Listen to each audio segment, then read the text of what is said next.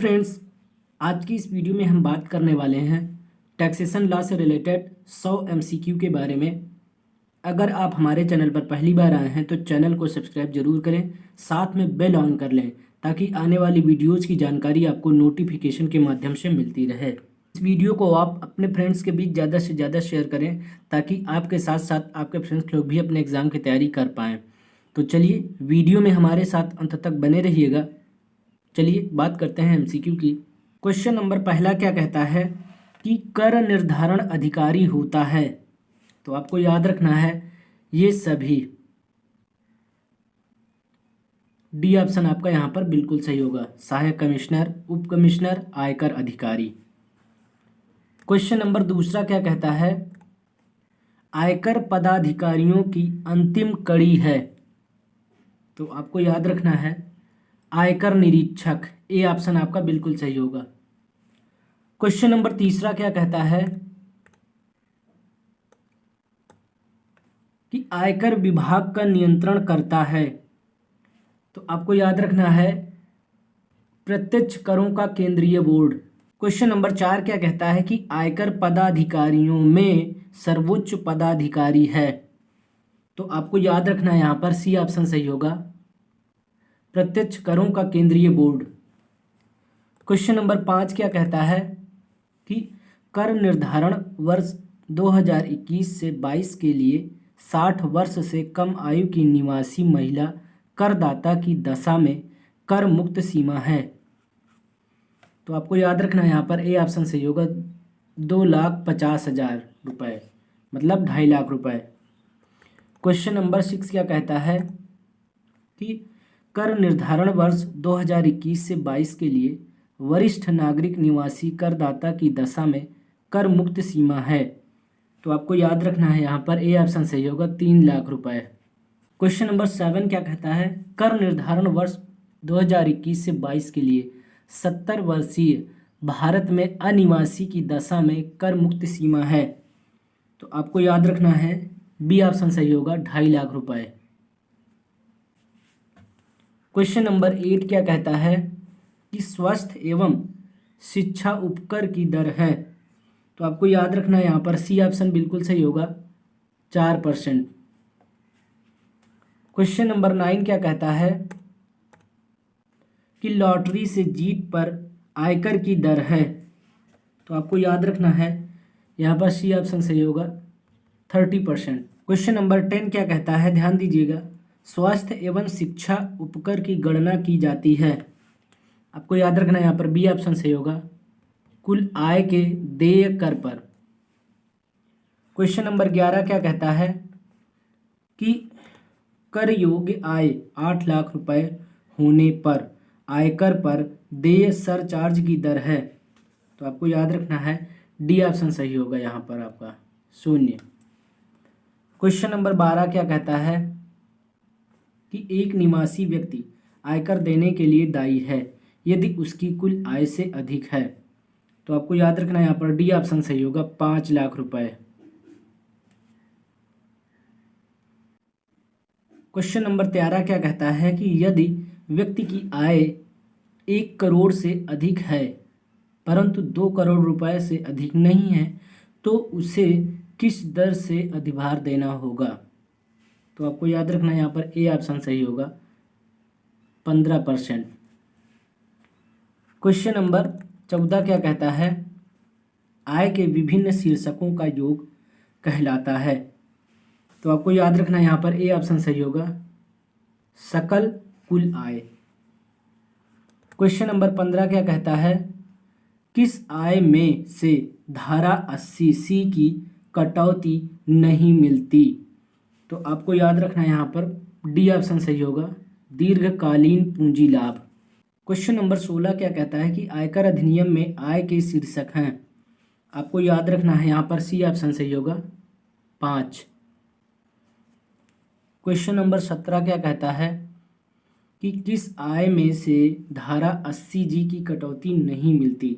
तो आपको याद रखना है यहाँ पर सी ऑप्शन सही होगा, धारा 111A में वर्णित अल्पकालीन पूंजीगत लाभ। क्वेश्चन नंबर 18 क्या कहता है कि कौन सी आय को पूर्णांकित किया जाता है? तो आपको याद रखना है क्वेश्चन नंबर 18 में आपका बी ऑप्शन सही होगा, कुल आय।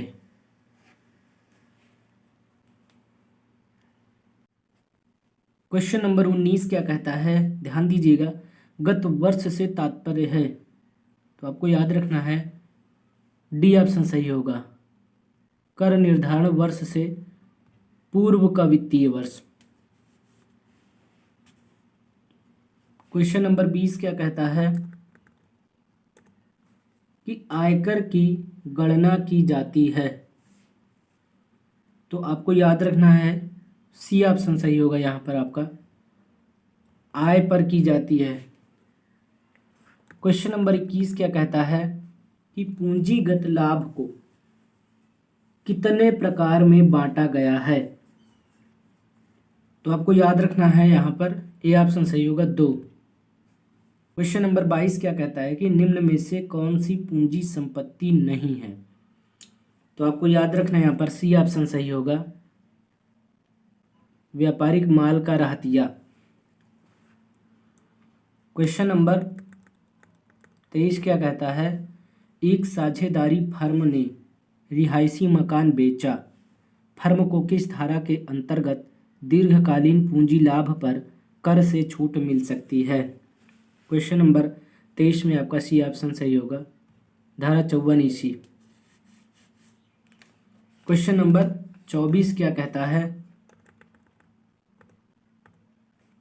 निम्न में से किस मद पर पूंजीगत लाभ कर योग्य होगा? तो आपको याद रखना है इनमें से कोई नहीं, डी ऑप्शन आपका यहाँ पर बिल्कुल सही होगा।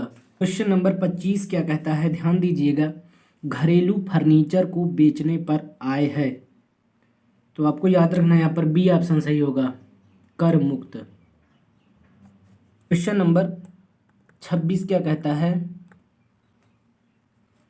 ध्यान दीजिएगा, एक व्यक्ति की दीर्घकालीन पूंजी लाभ पर निम्नलिखित दर से कर लगेगा। आपको याद रखना है यहाँ पर बी ऑप्शन सही होगा, 20%। क्वेश्चन नंबर 27 क्या कहता है?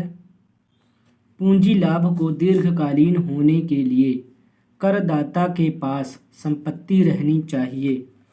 तो आपको याद रखना है सी ऑप्शन सही होगा, 36 माह से अधिक। क्वेश्चन नंबर 28 क्या कहता है कि वित्तीय वर्ष 2020 से 21 के लिए लागत वृद्धि सूचकांक है? तो आपको याद रखना है यहाँ पर डी ऑप्शन सही होगा, 301। क्वेश्चन नंबर 29 क्या कहता है कि अंशों की दशा में दीर्घकालीन पूंजी लाभ उसी दशा में होगा जब करदाता इन्हें अपने पास रखे। आपको याद रखना है सी ऑप्शन सही होगा, 12 माह से अधिक। क्वेश्चन नंबर 30 क्या कहता है कि कृषि भूमि के विक्रय से प्राप्त रकम को निम्नलिखित आय की श्रेणी में रखा जाएगा। तो आपको याद रखना है यहाँ पर डी ऑप्शन सही होगा, इनमें से कोई नहीं। क्वेश्चन नंबर 31 क्या कहता है? ध्यान दीजिएगा, पूंजी लाभ को दीर्घकालीन होने के लिए करदाता के पास संपत्ति रहनी चाहिए। तो आपको याद रखना है 36 माह से अधिक, सी ऑप्शन आपका बिल्कुल सही होगा। क्वेश्चन नंबर 32 क्या कहता है कि पूंजी लाभ उदित होता है? तो आपको याद रखना है यहाँ पर बी ऑप्शन सही होगा, पूंजी संपत्ति के हस्तांतरण पर। क्वेश्चन नंबर 33 क्या कहता है कि कौन सा व्यवहार हस्तांतरण की श्रेणी में नहीं आता? आपको याद रखना है यहाँ पर सी ऑप्शन सही होगा, ए और बी दोनों, मतलब भेंट और वसीयत। क्वेश्चन नंबर 34 क्या कहता है कि ह्रास होने वाली संपत्तियों का पूंजी लाभ होगा? तो आपको याद रखना है 34 का ए ऑप्शन सही होगा, अल्पकालीन। क्वेश्चन नंबर 35 क्या कहता है कि पूंजी संपत्ति नहीं है?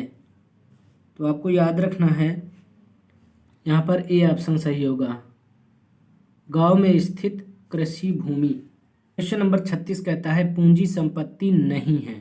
तो आपको याद रखना है यहाँ पर डी ऑप्शन सही होगा, इनमें से सभी। क्वेश्चन नंबर 37 क्या कहता है कि दीर्घकालीन पूंजी लाभ की गणना में ज्ञात की जाती है। तो आपको याद रखना है सी ऑप्शन सही होगा, निर्देशांक लागत। क्वेश्चन नंबर 38 क्या कहता है, ध्यान दीजिएगा, एक अवयस्क बच्चे की आय कुल आय में शामिल की जाती है। तो आपको याद रखना सी ऑप्शन सही होगा यहाँ पर, माता या पिता की जिसकी आय अधिक हो। क्वेश्चन नंबर 39 क्या कहता है कि आय शामिल की जाएगी बशर्ते संपत्ति का हस्तांतरण खंडनीय है। तो यहाँ पर आपका डी ऑप्शन सही होगा, हस्तांतरणकर्ता की आय में। क्वेश्चन नंबर 40 कहता है कि विकलांग अवयस्क बच्चे की आय किसकी आय में शामिल की जाएगी। तो आपको याद रखना है यहाँ पर डी ऑप्शन सही होगा, इनमें से किसी की आय में नहीं। क्वेश्चन नंबर 41 क्या कहता है कि निम्नलिखित में से कौन सी आय कर मुक्त है। तो यहाँ पर सी ऑप्शन सही होगा, विदेश भत्ता। क्वेश्चन नंबर 42 क्या कहता है, शिक्षा भत्ता कर मुक्त है। तो आपको याद रखना है यहाँ पर सी ऑप्शन सही होगा, 2 व्यक्तियों के लिए। क्वेश्चन नंबर 43 क्या कहता है कि एक सरकारी कर्मचारी को गत वर्ष में 1,20,000 रुपये वेतन तथा 10,000 रुपये मनोरंजन भत्ता मिला। उसने मनोरंजन पर 6,000 रुपये व्यय किए और उसे धारा 16(2) में कटौती मिलेगी। तो आपको याद रखना है क्वेश्चन नंबर 43 में आपका यहाँ पर सी ऑप्शन बिल्कुल सही होगा, 5,000 रुपये। क्वेश्चन नंबर 44 क्या कहता है कि निम्न में से कौन सा भत्ता आयकर से पूर्णतः कर मुक्त है। आपको याद रखना है यहाँ पर सी ऑप्शन सही होगा, विदेश भत्ता। क्वेश्चन नंबर 45 क्या कहता है, एक सरकारी कर्मचारी को प्राप्त मनोरंजन भत्ते की कटौती की अधिकतम रकम है। तो यहाँ पर आपका ए ऑप्शन सही होगा, 5,000 रुपये। क्वेश्चन नंबर 46 क्या कहता है, ध्यान दीजिएगा, सकल वेतन में से कटौती मिलती है। तो यहाँ पर ए ऑप्शन सही होगा, व्यवसाय कर। क्वेश्चन नंबर 47 क्या कहता है कि वेतन में शामिल है। तो यहाँ पर डी ऑप्शन सही होगा आपका, ये सभी। क्वेश्चन नंबर 48 क्या कहता है कि वेतन में शामिल होते हैं। तो आपको याद रखना है ये सभी, डी ऑप्शन बिल्कुल सही होगा। क्वेश्चन नंबर 49 क्या कहता है कि मनोरंजन भत्ते की छूट मिलती है। आपको याद रखना है यहाँ पर ए ऑप्शन सही होगा, सरकारी कर्मचारी को। क्वेश्चन नंबर 50 क्या कहता है कि प्रमाणित प्रोविडेंट फंड खाते में जमा ब्याज कर मुक्त है। आपको याद रखना है यहाँ पर सी ऑप्शन सही होगा, 9.5% तक।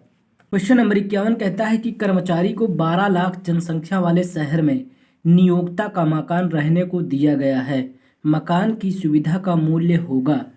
तो आपको याद रखना है 51 का बी ऑप्शन आपका यहाँ पर बिल्कुल सही होगा, वेतन का 10%। क्वेश्चन नंबर 52 क्या कहता है कि माली की सुविधा का मूल्य कर योग्य होता है। तो आपको याद रखना है 52 में आपका बी ऑप्शन बिल्कुल सही होगा, विशिष्ट कर्मचारी के लिए। क्वेश्चन नंबर 53 क्या कहता है कि नियोक्ता के लिए शिक्षा की लागत 1,200 रुपये प्रति माह प्रति बच्चा है। कर्मचारी के लिए बच्चे की निःशुल्क शिक्षा के लिए कर योग्य मूल्य होगा। तो आपको याद रखना है यहाँ पर बी ऑप्शन सही होगा, 1,200 रुपये प्रति माह। क्वेश्चन नंबर 54 क्या कहता है,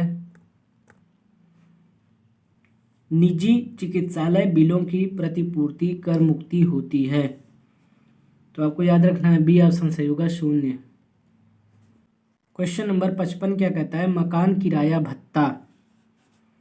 तो यहाँ पर याद रखिएगा एक सीमा तक कर मुक्त होता है, बी ऑप्शन सही होगा। क्वेश्चन नंबर 56 क्या कहता है कि सरकारी कर्मचारी के अवकाश ग्रहण करने पर कर मुक्त है। तो याद रखिएगा डी ऑप्शन सही होगा, इनमें से सभी। मतलब पेंशन की एक मुश्त राशि, ग्रेच्युटी की राशि और अर्जित अवकाश वेतन, तो इनमें से सभी होगा, डी ऑप्शन सही होगा। क्वेश्चन नंबर 57 क्या कहता है,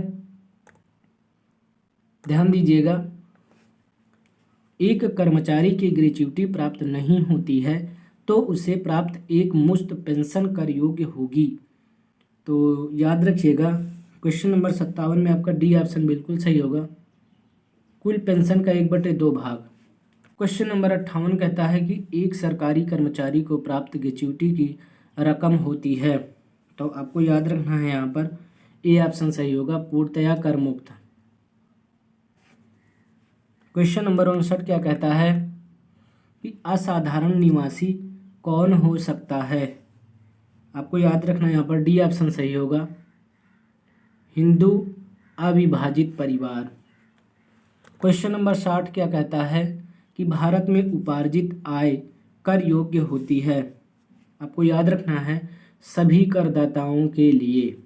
क्वेश्चन नंबर 61 क्या कहता है, ध्यान दीजिएगा, कर सार्वजनिक सत्ता द्वारा लगाया गया एक अनिवार्य अंशदान है, भले ही इसके बदले में करदाता को उतनी सेवाएं प्रदान की गई हों अथवा नहीं।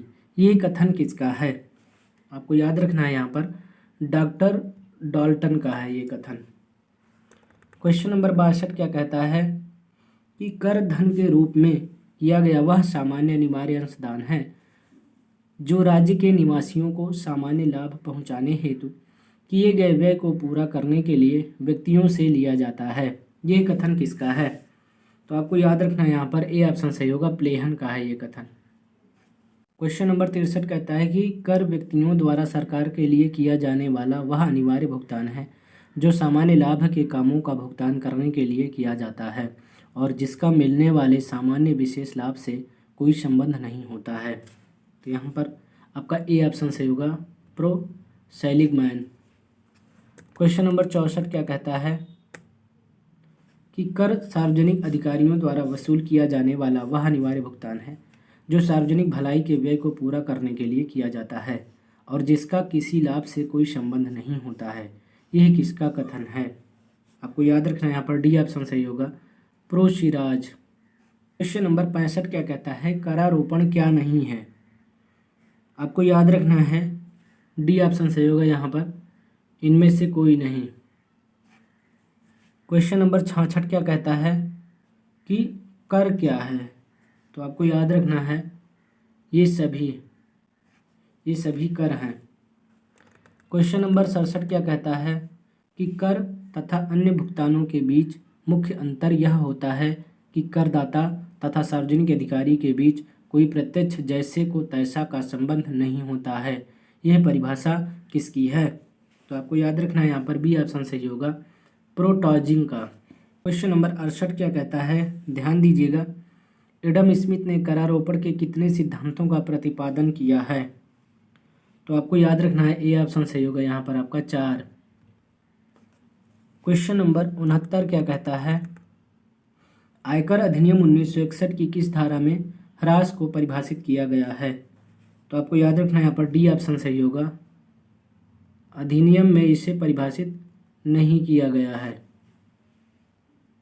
क्वेश्चन नंबर 70 क्या कहता है, करारोपण का निम्न में से कौन सा सिद्धांत नहीं है।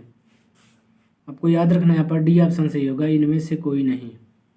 क्वेश्चन नंबर 71 क्या कहता है कि निरपेक्ष करदान क्षमता का तात्पर्य कर भार की उस अधिकतम सीमा से है जिसे अर्थव्यवस्था ... पर विपरीत प्रभाव डाले बिना उठा सके। इस कथन में रिक्त स्थान की पूर्ति कीजिए। तो 71 में आपका सी ऑप्शन सही होगा, उत्पादन। क्वेश्चन नंबर 72 क्या कहता है, आयकर अधिनियम 1961 की किस धारा में पूंजी संपत्ति को परिभाषित किया गया है। तो यहाँ पर बी ऑप्शन सही होगा, धारा 214 में। क्वेश्चन नंबर 73 कहता है, आयकर अधिनियम 1961 की किस धारा में मूल्यांकन तिथि को परिभाषित किया गया है। तो आपको याद रखना है यहाँ पर ए ऑप्शन सही होगा, धारा 2 था में। क्वेश्चन नंबर 74 कहता है, सापेक्षिक करदान क्षमता क्या है। यहाँ पर ए ऑप्शन सही होगा, एक वास्तविकता है। क्वेश्चन नंबर 75 क्या कहता है, निम्नलिखित में से करारोपण का सिद्धांत कौन सा है? तो डी ऑप्शन सही होगा यहाँ पर, ये सभी सिद्धांत जो है करारोपण के सिद्धांत हैं। क्वेश्चन नंबर 76 क्या कहता है कि स्थायी खाता संख्या को संक्षेप में क्या कहते हैं? तो यहाँ पर आपका बी ऑप्शन सही होगा, पैन कहते हैं। क्वेश्चन नंबर 77 क्या कहता है कि आयकर अधिनियम 1961 के अन्य स्रोतों से आय शीर्षक के अंतर्गत कराधान किसे माना गया है? तो याद रखिएगा यहाँ पर डी ऑप्शन सही होगा, ये सभी। क्वेश्चन नंबर 78 क्या कहता है कि करदान क्षमता क्या है? तो आपको याद रखना है यहाँ पर बी ऑप्शन सही होगा, एक कल्पना है। क्वेश्चन नंबर 79 क्या कहता है कि जब राज्य द्वारा एक ही आधार पर एक से अधिक प्रकार से कर लिया जाता है तो यह कहलाता है? तो आपको याद रखना है यहाँ पर सी ऑप्शन सही होगा, दोहरा करारोपण। क्वेश्चन नंबर 80 क्या कहता है कि कराघात से करापात अथवा करभार की स्थिति में पहुंचने तक की प्रक्रिया को क्या कहते हैं? तो याद रखिएगा, कर विवर्तन। क्वेश्चन नंबर 81 क्या कहता है, व्यक्तियों, कंपनियों और अन्य संस्थाओं द्वारा गैर कानूनी रूप से कर ना देने को क्या कहते हैं? आपको याद रखना है, ये ऑप्शन सही होगा यहाँ पर आपका, कर अपवंचन कहते हैं। क्वेश्चन नंबर 82 कहता है देश, राज्य या अन्य क्षेत्र में सरकार को कर देने से बचने के लिए उसकी कर व्यवस्था समझकर उसमें कानूनी रूप से कम कर देने के उपाय का प्रयोग क्या कहलाता है? तो 82 में आपका बी ऑप्शन सही होगा, कर बचाव। क्वेश्चन नंबर 83 कहता है अवैध तरीकों से अर्जित किया गया धन क्या कहलाता है? तो यहाँ पर सी ऑप्शन सही होगा, काला धन कहलाता है। क्वेश्चन नंबर 84 क्या कहता है कि करारोपण के विधान की पूर्ण जानकारी करके उसके अंतर्गत दी गई छूटों, कटौतियों, रियायतों आदि का पूर्ण लाभ उठाकर कर भार को कम करना क्या कहलाता है? तो 84 में आपका ए ऑप्शन सही होगा, कर नियोजन कहलाता है। क्वेश्चन नंबर 85 क्या कहता है, कर अपवंचन की प्रकृति क्या है? तो आपको याद रखना है, बी ऑप्शन सही होगा, अवैध। क्वेश्चन नंबर 86 कहता है कर नियोजन का स्वरूप क्या है? तो आपको याद रखना है, डी ऑप्शन सही होगा, ये सभी। क्वेश्चन नंबर 87 क्या कहता है, काली तरलता वित्त का वैकल्पिक स्रोत बनकर मौद्रिक अधिकारियों की साख राशनिंग नीतियों के साथ टकराव उत्पन्न करती है, यह परिभाषा किसकी है? तो आपको याद रखना है, यहाँ पर सी ऑप्शन सही होगा, R.L. चुग का। क्वेश्चन नंबर 88 क्या कहता है, आयकर अधिनियम 1961 की धारा 5 में निम्नलिखित में किस शब्द की विवेचना की गई है? तो यहाँ पर ये ऑप्शन सही होगा, कर भार। क्वेश्चन नंबर 89 कहता है करदाता पहचान संख्या टिन कितने अंकों की होती है? तो आपको याद रखना है, यहाँ पर सी ऑप्शन सही होगा, 11। क्वेश्चन नंबर 90 क्या कहता है, आयकर अधिनियम 1961 की किस धारा में व्यक्ति शब्द को परिभाषित किया गया है? तो आपको याद रखना है, बी ऑप्शन सही होगा, धारा 231 में। क्वेश्चन नंबर 91 क्या कहता है, वित्त अधिनियम 1992 की किस नवीनतम धारा के अनुसार जो फर्म पृथक रूप में निर्धारित की गई है उसके भागीदार का फर्म की कुल आय में जो हिस्सा है वह कर मुक्त होगा? तो आपको याद रखना है, सी ऑप्शन सही होगा, यहाँ पर आपका धारा 10(2) में। क्वेश्चन नंबर 92 कहता है कर नियोजन की प्रकृति क्या है? तो आपको याद रखना है, यहाँ पर डी ऑप्शन सही होगा, इनमें से कोई नहीं। क्वेश्चन नंबर 93 क्या कहता है कि कानून के प्रावधानों का उल्लंघन किए बिना कर दायित्वों को कम करना, घटाना क्या कहलाता है? तो यहाँ पर ए ऑप्शन सही होगा, कर बचाव।